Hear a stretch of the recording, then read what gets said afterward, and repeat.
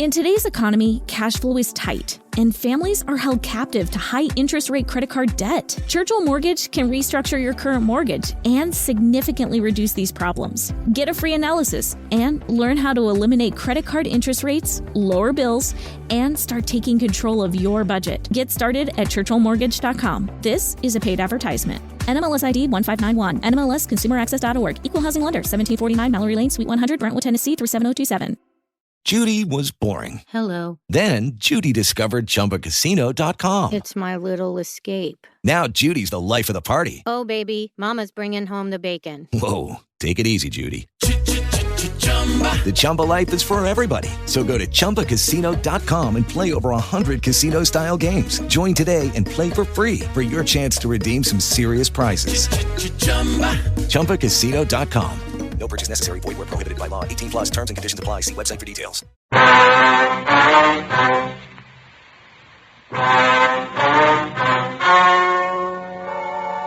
story you are about to hear is true. The names have been changed to protect the innocent. Fatima Cigarettes. Best of all, king-size cigarettes brings you Dragnet.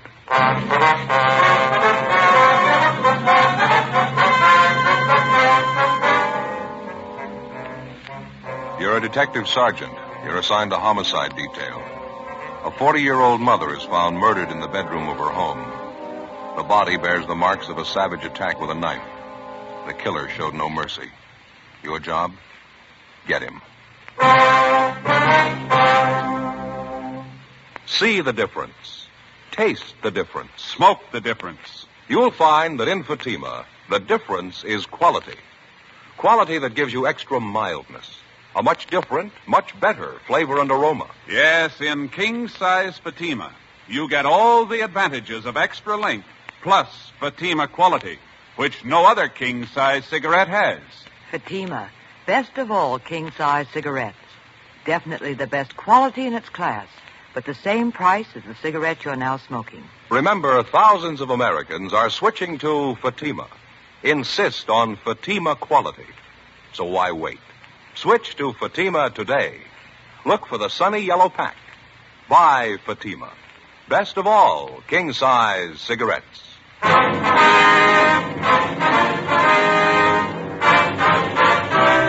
Dragnet, the documented drama of an actual crime. For the next 30 minutes, in cooperation with the Los Angeles Police Department, you will travel step by step on the side of the law through an actual case transcribed from official police files. From beginning to end, from crime to punishment, Dragnet is the story of your police force in action.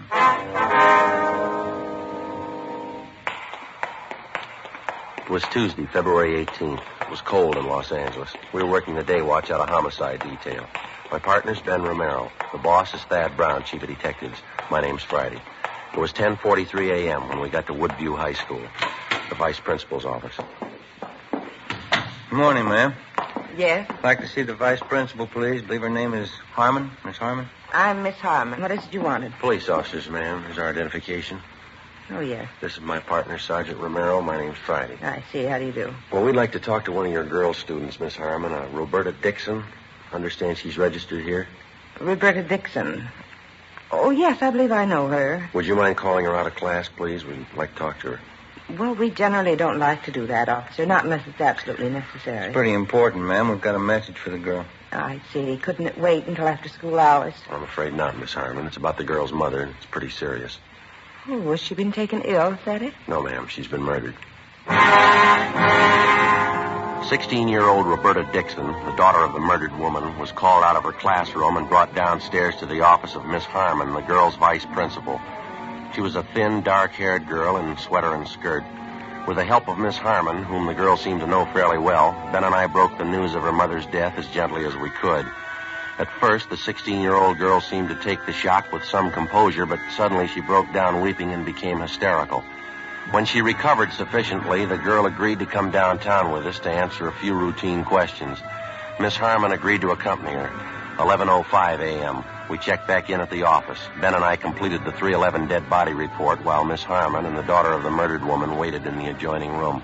What was that time discovered, Joe? You got a note on it there? Yeah, let me look.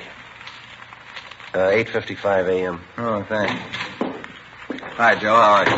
Oh, hi, George. How you doing? I can't complain. Got some checking out to do. I wonder if you'd help me. Well, I'll give it a try. Ben, you know George DeCoven, don't you? Reporter from the Daily News? Oh, yeah, sure. Seen him around. Hi. So I understand you two are working on that knife murder out on Pico, the dead woman they found this morning? Yeah, that's right. A few things I'd like to check with you before I do the story. The victim's name was Florence Eleanor Dixon, that right? That's right, George, yeah. A couple more things here. Stop me if I got it wrong. Mm-hmm. The victim was 40 years old, divorced, one child, daughter 16. Body was discovered 9 o'clock this morning by a next-door neighbor. Mm-hmm. Let's see, the neighbor's name is Esther Fenwick. No, I think the name's Fenmore, George. Oh, thanks. Fenmore. I understand you haven't got much to go on. No murder weapons, no other leads. No, not much of anything so far. We just started on this thing. How about the husband of the dead woman? You get anything there? Well, he divorced Mrs. Dixon 2 years ago. There's no line on him yet. We're still checking him out. We might have some word later on in the day for you. You any other possible suspects in mind, or do you want to say? No, I don't think so. It's still wide open. How about a motive? That been established yet? Could have been one of a dozen things. We're going to have to do some digging before we can say definitely. It doesn't look like it was a robbery motive. Well, that's about all we can tell you for sure, George. Mm-hmm. See, I was over at the morgue when they brought the body in. It's the worst I've seen in a long time. Brutal. It's pretty bad. I suppose there's nothing from the crime lab yet. No. I think they just got back from the house a few minutes ago. If you want to drop by later on this afternoon, we might have something new for you. Okay, thanks. You bet. Oh, say, I saw you bringing the girl in a few minutes ago, the victim's daughter. I'd like to get a couple of pictures of her. Well, how about making it a little later, huh, George? Kid's still upset. Pretty much of a shock for you, you can understand. Okay, I'll be waiting out in the hall with the photographer. Okay. You give me a call, huh? Just a couple of shots. It won't take a minute. You betcha, George. We'll call you. Okay. You about finished with that report, Ben? Yeah, all done. Guess we better talk to the girl, huh? Yeah, all right. The morgue say when they're going to post the body? Sometime today. We ought to have the results first thing tomorrow morning.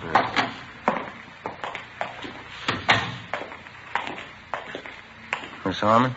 I think she's a lot better now, Sergeant. Roberta, the officers would like to talk to you a few minutes if you feel up to it. All right. Who killed my mother? Have you found out? Not yet, Roberta, and we think you might be able to help us, so. It's so hard to believe. I just saw her this morning. She was all right then. Well, you try to take it easy, Roberta. We'll make it as brief as possible. Now, you and your mother are the only people living at your house, no one else? No, me and my mother, that's all. My father used to live with us. He doesn't anymore. And how long has it been since your father left? I'm not sure. About 5 years, I think. He and Mama didn't get along. They got divorced. Mm-hmm. Do you see your father at all anymore? I mean, does he ever come to your house to visit? We did once. It was about a year ago, I think. Wasn't much good. He and my mother argued all the time he was there, and he left. He hasn't been back since. Has he been in contact at all with your mother? Do you know? Does he write her letters, call her on the phone? No. The last time was when he came to our house. I haven't heard anything about him since. I don't even know where he is. I don't care, I guess. I hardly even knew him. Uh-huh. I'd like to have you think about this carefully now, Roberta. Did your mother have any close friends who used to come to the house quite a bit? Yes, 2 or 3 women friends of hers at work. Any men friends? No. Mama didn't have any men friends. She didn't like men. She said they were all no good. She used to tell me that all the time. Mm-hmm. Do you have any relatives we can contact? I don't know about my father's side. My mother has a brother and sister in West Virginia. Dresses at home. What am I going to do? Why would anybody kill my mother? All right, now you try to take it easy, Roberta. Everything's going to work out all right. Look, now, do you think you can give us a list of most of the people your mother knew, friends around the neighborhood, the people she knew at her work? Yes, I think so. Most of them are in her address book. I think I know where it is. All right, fine. Just before you left for school this morning, Roberta, was there anyone in the house besides you and your mother? No, just the 2 of us. Was your mother expecting anyone? Not that I know of. Your mother was all right, was she? There didn't seem to be anything bothering her? No. She acted all right to me, just like any other morning. We got up at 6:45. I got dressed. Mama took a shower. I fixed breakfast. We ate, and then I left for school. About what time was that, Roberta? A little before 8:30, usual time. I have my first class at 9 o'clock. Mm-hmm. When I left Mama, she was just finishing her breakfast. I said goodbye. It was the last time I saw her. Can we talk after a while, please? Maybe I'll feel better. Can't talk now. Oh, sure, that's all right. Would you like to rest here? I don't know why I'm crying. Stupid. I don't care anyway. No reason to cry. You better get some rest, youngster. No reason. It doesn't make sense crying about Mama. How's that? I'm not sorry. I'm glad she's dead. Early that afternoon, after she'd rested sufficiently and recovered herself, we had another interview with Roberta Dixon, the teenage daughter of the murdered woman. Miss Harmon, the vice principal, went back to the school, and a policewoman was called in to be present during the interrogation. Again, she insisted that she wasn't at all sorry that her mother was dead. She said that privately she didn't have any love for either one of her parents, least of all her mother. She told the usual story of a broken home, a father who showed little interest in his daughter or providing a good home for her, a strict, overbearing mother who apparently made no effort to understand the girl. We continued to interview Roberta Dixon, but outside of what she'd already told us, she showed no further knowledge of the murder. Pending action by the court, we had the girl placed in the custody of the juvenile authorities. 3:10 p.m., Ben and I drove back to the murder house on South Pico Boulevard, where we met police reporter George DeCoven. Together with Brian and Ortiz, we continued our preliminary investigation. We rechecked the immediate area of the Dixon home and talked again with the neighbors. We failed to come up with anything new. 4:25 p.m., along with the reporter, George DeCoven, Ben and I went back to the murder house. Well? I don't know. It doesn't seem to jive that time of morning. It's possible, though. What's that, Joey? Prowler. Might have been it. You think so? No, we've already run that down. Yeah? We checked communications. There's no recent complaints about anybody prowling the neighborhood. We talked to the neighbors, too. No indication of it. No sign anybody tried to break in here, either. Got me. I can't figure it. And Dixon woman sure kept to herself. Lived here 11 years, and we can't dig up more than half a dozen neighbors who really knew her. Yeah, business with her daughter, too. It sure stacks up pretty strange. Didn't the crime lab crew find anything this morning, Joe? No, nothing great. A jacket, a pair of shoes with a few stains on them. Took them in to run a benzidine test. That's about the size of it. Sure a slow start. Yeah. I expected a little more from the neighbors. So did I. You know, it'd be different if the thing happened in the middle of the night. According to the daughter, it must have happened at least after 8:30 this morning. Now, if the killer got in the house after that, you'd think somebody on the block would have noticed it. Neighbors close by on either side. How about checking out in the yard and back? I didn't get too good a look around this morning. Well, there's nothing more to cover in here. Crime lab's been all over. And how about where this Mrs. Dixon worked, Joe? Anybody tag base there? Yeah, Tommy Bryan did. Hotel down on South Grand. She worked in the linen room. A couple of people she knew there, they couldn't tell him anything. How about some of her other friends? No, nothing yet. We're still checking. Go ahead, Joe. Thanks. Oh, it's a big backyard. Kept it nice, didn't they? You want to check alongside here, Ben, with the house? I'll give the back of the yard a look, huh? Yeah, okay. Well, Good-sized garage, huh? Pretty hard to find them like that anymore. Pretty good-sized lot, too. She sure must have worked at keeping it up. There's not a weed on the place, is there? Yeah. More you can say for the neighbors. Yeah. Have a look, George, down here. Huh? Flower bed here. 2 little mounds of dirt. You see them? Oh, yeah. The ground looks like it's been recently turned, wouldn't you say? Fairly recent. Wonder what that's supposed to mean. Yeah. Oh, small wooden crosses pressed down in each one of the mounds. Queer one, huh? Looks like a couple of small graves, doesn't it? You want to reach me that stick over there, George? Oh, yeah. Here you go. Thank you. Have a look here. nice. Nothing on my end. How are you doing? What's this? Well, we're not sure ourselves. Wait a minute. Uh-huh. What is it? Wait a minute. Yeah, all right. There you are. A bird. Little canary. How about that? Hasn't been buried long. Look here. Look at the breast. What do you think, a knife? Could be. Sharp instrument of some kind. Just a minute. I'm going to try this other mound here. Wait a minute, Joe. Yeah. It's another one. Yellow canary, same thing. Look at the breast. Well, neither one's been buried for more than a few days. Funny one. The Dixons raise canaries, you know? I don't know. I don't think so. It sure doesn't make any sense to me. If they didn't want the birds, you'd think they'd give them away. Why go slaughter them like this? Yeah, well, it works both ways.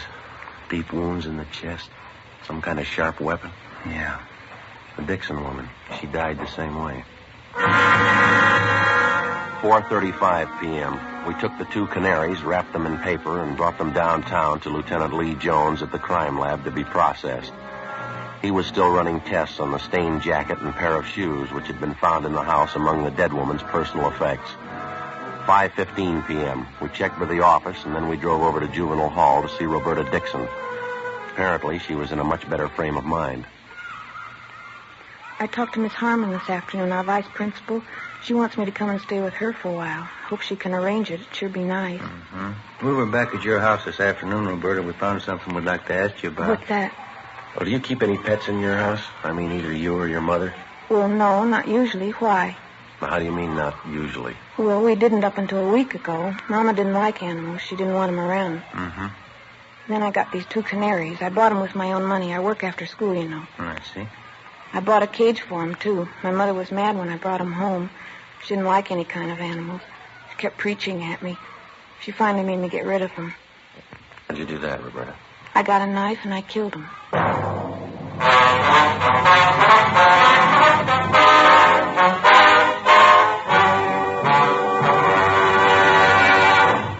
See the difference.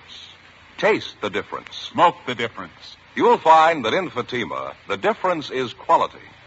Quality that gives you extra mildness. A much different, much better flavor and aroma. Yes, in king-size Fatima, you get all the advantages of extra length, plus Fatima quality, which no other king-size cigarette has. Fatima, best of all king-size cigarettes. Definitely the best quality in its class, but the same price as the cigarette you're now smoking. Remember, thousands of Americans are switching to Fatima. Insist on Fatima quality. So why wait? Switch to Fatima today. Look for the sunny yellow pack. Buy Fatima. Best of all king-size cigarettes. Remember, thousands and thousands of Americans are switching to king-size Fatima, insisting on Fatima quality. So compare Fatima yourself. When you see the difference, taste the difference, smoke that difference, you'll switch to Fatima. Because in Fatima, the difference is quality. Look for the sunny yellow pack. Buy Fatima.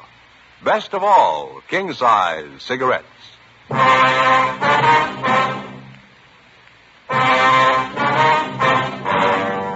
February 18th, the Dixon girl was released to the custody of Miss Harmon pending action by the juvenile court, 9 p.m. Ben and I double-checked with Lieutenant Lee Jones at the crime lab. He showed us the school jacket and a pair of shoes which had been found in a closet in the home of the murdered woman, Mrs. Florence Dixon. Apparently, the clothing belonged to the daughter, Roberta. There were several dark stains on each of the articles. They'd been checked thoroughly. First, a benzodine test to determine if they were blood stains, then a biological precipitant test to classify them further. There wasn't any doubt in Lee's mind that the stains were recent, but they were made by human blood. The same blood type as that of the murdered woman. It was a little hard to believe, but the evidence on hand pointed to only one prime suspect, 16-year-old Roberta Dixon. Early the following morning, we checked back in at the office. Ben went across the street to see if the coroner's autopsy report was ready. 8:05 a.m., I checked by communications.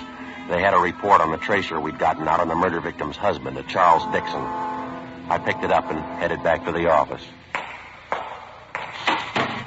Morning, Joe. Oh, hi, George. You get the message I left for you? I put it on your desk over in the press room. Yeah, I got it, thanks. How's it look this morning? Anything new? Well, this here is an answer on that tracer we got out on Mrs. Dixon's husband. He's been living up north for the past year, San Francisco. That's so? Still up there? No, not according to this. He died 6 months ago, heart attack. What do you figure? Well, there's not much choice. Joe. Oh, hi, Joe. Hi. Autopsy report. Coroner just got it out. What's the word? It doesn't jibe with the story we got. The coroner places the time of death close to 7:30 a.m. yesterday. Mm-hmm. Cause of death's what we figured, chest wound. Some kind of a sharp weapon. There's something else. Mm-hmm. According to the girl, she had breakfast with her mother before she left for school. Coroner says Miss Dixon hadn't eaten for at least 12 hours before she died. What was that time of death, Ben? 7:30 a.m., no later. Well, I guess we better move on it, huh? Yeah. What's the angle? Well, the daughter, she says she didn't leave the house until 8:30. Along with the policewoman, Ben and I drove out to the home of the high school vice principal, Miss Harmon, where the suspect, Roberta Dixon, was staying. There was no one there. We checked at the high school. Miss Harmon told us that she'd brought Roberta to school that morning. She thought that if the girl attended classes, it'd help keep her mind off her troubles. Miss Harmon checked the classroom the Dixon girl was supposed to be in, but she wasn't there. Her teachers were contacted. None of them had seen her that morning. 9:40 a.m., we drove over to the Dixon home. We found Roberta in the back bedroom. She she was sitting calmly at a sewing machine, stitching ruffles on a dress. In one corner of the room, there was an empty bird cage. I'm pretty busy right now. I've got this sewing to do. What do you want to talk to me about? We got a few more questions for you, Roberta. It's about your mother. She's dead, isn't she? Do we have to talk about it? Yeah, I'm afraid we do. Why do we? Just told me she was dead. There's no sense in talking about dead people. Anyway, I've got this sewing to do. I have to get it finished. There. Isn't that pretty? These ruffles go all the way around the bottom of the skirt. Here, like this. Beautiful color, brown. You like it? You want to tell us what happened, Roberta, yesterday morning? Yesterday, I already told you, didn't I? We don't think you were telling the truth. You want to go over it again for us? Well, I've got this sewing to do. You can see that, can't you? 3 more rows of ruffles go on. Right here. I have to get it finished. It takes time, you know. I think you better let the sewing go, Roberta. Oh, no, I couldn't do that. I have to get it finished. I'm afraid this is a little more important. I think you realize that. I went over the whole thing for you already. I told you everything. Wasn't the truth. You know that, Roberta. Why do you say that? Was it the truth? What do you expect me to say? That's up to you. You think I lied, don't you? That's stupid. I haven't got any reason to lie. Did you kill her, Roberta? What? Did you kill your mother? I told you everything already. That's just the way it was. Mama and I got up and had breakfast, and I went to school, that's all. I don't have any reason to lie. Oh, excuse me. Hello? Oh, hi, Fran. Yeah, I'm working on it now. It's going to be beautiful. What? Oh, no, that's all right, sure. Oh, thanks. Yeah, I'm all right. Look, can you call me back later? Yeah, I'll be here. Okay, honey, bye. I'm sorry, officers. My girlfriend, Fran. She's a good friend of mine. She can vouch for me. She'll tell you I'm not a liar. Do you own a pair of brown and white saddle Oxfords, Roberta? No, why? How about a school jacket? Green plaid? No. I don't like green. Brown's my favorite color. The green plaid jacket was found in the house here. It was stuffed back in the hall closet. It had your name stenciled on it. Oh, yeah. That old thing. I don't even wear it anymore. Look at that. Won't it be pretty when I get it finished? That jacket of yours, Roberta, they found bloodstains on it. On the shoes, too. Roberta? I already told you. The shoes aren't mine. The jacket is. Why do you keep calling me a liar? Can't you believe me for once? Isn't it bad enough the way things are? Now, the last time we talked to you, you said you left the house at 8:30 yesterday morning. Is that right? Yes, it was around 8:30. Well, we got the report on your mother this morning, Roberta. The coroner says she died at 7:30, no later. That's stupid. How could he tell anyway? He can tell. He's a liar. Something else, Roberta. You told us you and your mother got up and you had breakfast together. Yeah, we had breakfast together. Why are you picking on me? You couldn't have had breakfast together. At the time she died, your mother hadn't eaten anything for 12 hours. I guess you're going to say they can tell that, too. That's right. You want to tell us what really happened now? Now, tell us the truth, Roberta. It's going to work out a lot easier.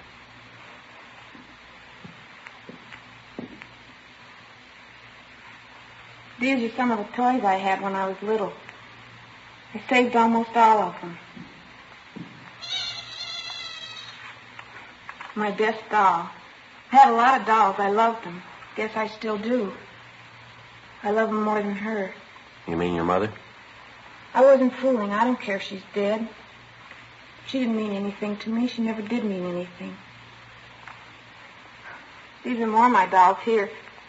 I dressed them all myself, every one of them. What was the matter, Roberta, between you and your mother, I mean? I don't know. I guess she just didn't mean anything. Not like anybody else's mother. She didn't mean anything at all. Same as my father. We were in the same house, that's all. Nobody cared for anybody else. It wasn't anything but fighting, or just not saying anything at all. I'm glad she's dead. You killed her? Is that what you want to say? Here's a little piano I had. I got one Christmas, I think. Look, still plays. You want to tell us from the beginning?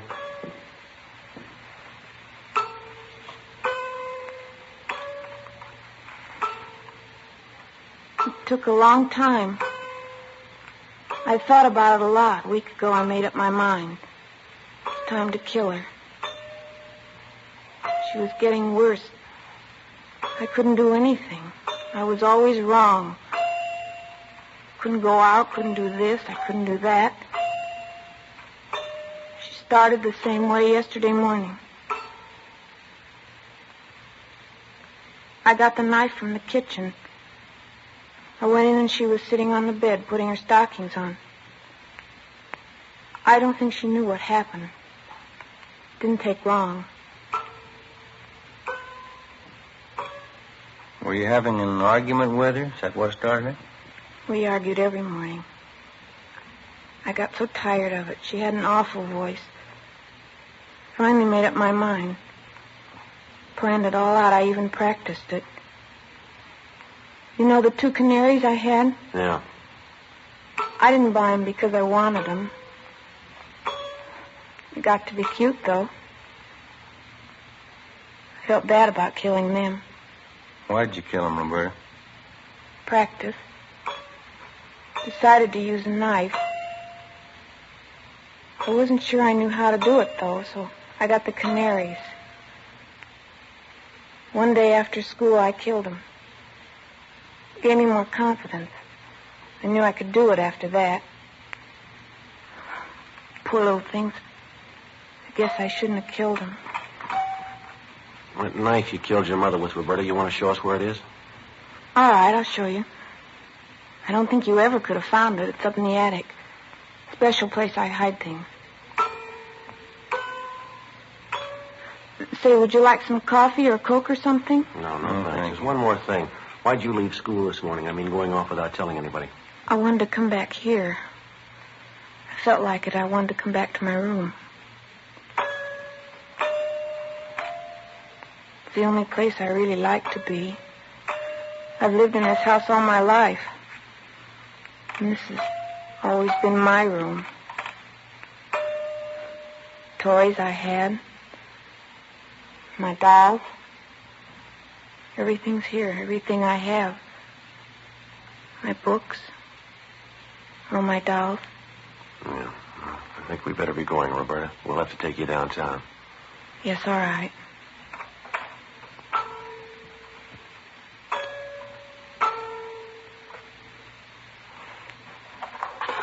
I'll get my coat.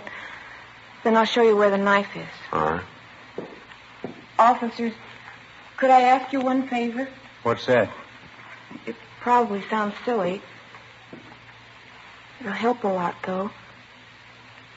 This doll here, Yeah. could I take it with me? Just this one. Make me feel a lot better. Please, do you think I could? Yeah, sure. Bring it along if you like. Thank you. You probably think I don't care for anything but my dolls. There's one thing, though, I want to tell you. What's that? I'm sorry now, I really am. I shouldn't have done it. I know it was wrong. You do? Yes, I'm sorry I killed the canaries.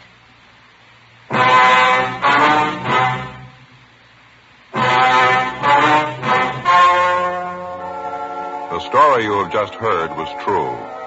The names were changed to protect the innocent.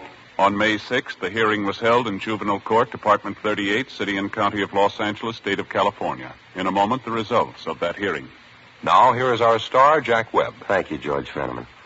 Friends, I'd like to take just a moment this evening to tell you about Fatima's Christmas gift carton. When you visit your dealer, take a real good look at it. I think you'll agree with me that it's the smartest of all Christmas cartons, just as it should be, because Fatima is the best of all king-size cigarettes. This Christmas season, I'm buying Fatimas for all my friends, and I hope you will, too. Compare Fatima. See the difference. Taste the difference, and then smoke that difference. Because in Fatima, the difference is quality.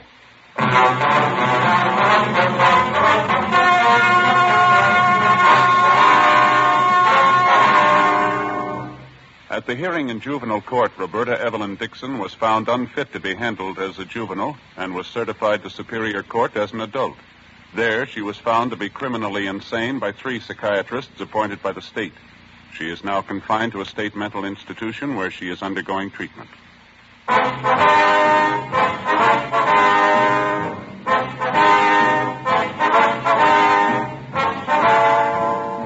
You have just heard Dragnet, a series of authentic cases from official files. Technical advice comes from the Office of Chief of Police W.H. Parker, Los Angeles Police Department. Barton Yarborough is Sergeant Ben Romero.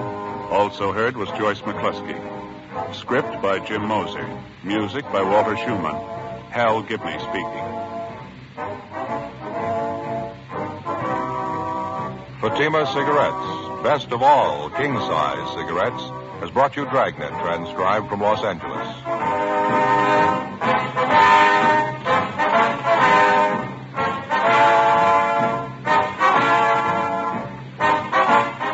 Counter Spy fights international intrigue next on NBC.